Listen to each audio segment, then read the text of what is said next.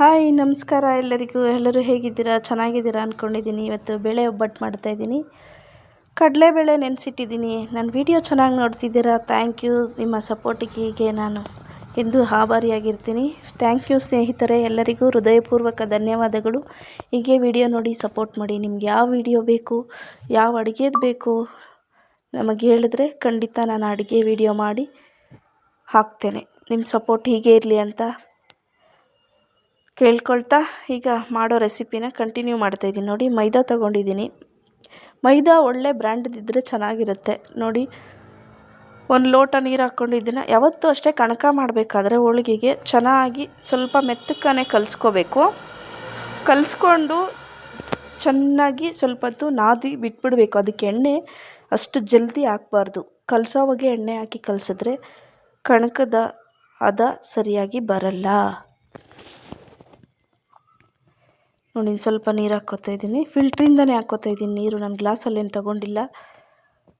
ಕಲಸಿ ನೋಡಿ, ಈ ಥರ ಇರಬೇಕದ. ಈ ಥರ ಹದ ಇದ್ದರೆ ನೀವು ಹೆಂಗೆ ತೀಡಿದ್ರೆ ಹಂಗೆ ಬರುತ್ತೆ ನಿಮಗೆ ಹೋಳಿಗೆ. ನೋಡಿ, ಈಗ ಮುಚ್ಚಿಡ್ತಾ ಇದ್ದೀನಿ. ನೋಡಿ, ಕಾಯಿ ಹಾಲು ಮಾಡ್ಕೋತಾ ಇದ್ದೀನಿ. ಕಾಯಿ, ಏಲಕ್ಕಿ, ಶುಂಠಿ ಮತ್ತು ನೀರು ಹಾಕಿ ರುಬ್ಕೊಂಡು ಅದನ್ನು ಜೋಡಿಸಿಟ್ಕೊಂಡಿದ್ದೀನಿ.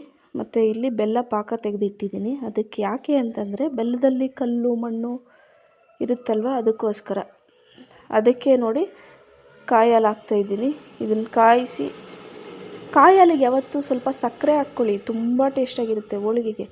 ಬೆಲ್ಲ ಹಾಕಿ ಹೋಳಿಗೆ ಮಾಡಿದ್ರೆ, ಸಕ್ಕರೆ ಹಾಕಿ ನೀವು ಕಾಯಿ ಹಾಲು ಮಾಡಿದ್ರೆ ಹೋಳಿಗೆ ಜೊತೆ, ಅದು ಬೇಳೆ ಹೋಳಿಗೆ ಜೊತೆ ಸೂಪರ್ ಕಾಂಬಿನೇಷನ್.